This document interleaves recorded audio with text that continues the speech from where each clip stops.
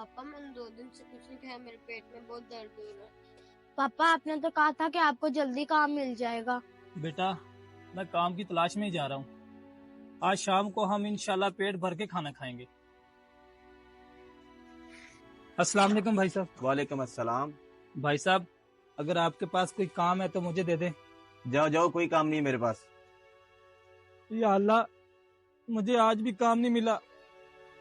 मेरे बच्चे उम्मीद लगाकर बैठे होंगे, क्या खिलाऊंगा मैं उन्हें। ऐसा करता हूँ पत्ते तोड़ के ले जाता हूँ।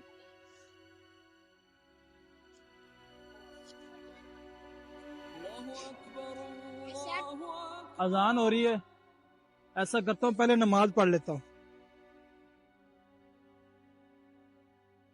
पापा आप हमारे लिए खाना लेके आए हो, दिखाओ। पापा ये सारे पैसे। या अल्लाह बच्चे मेरे 2 दिन से भूखे हैं, रहम कर मेरे मालिक। बेटे जब कोई राह नजर ना आए ना तो अल्लाह की राह पर चलो। अल्लाह सारी परेशानी टाल देता है और उसी ने हमारी मदद की है। या अल्लाह तेरा शुक्र है। बेशक अल्लाह पाक अपने बंदों को अकेला नहीं छोड़ता। वीडियो अच्छी लगे तो शेयर लाजमी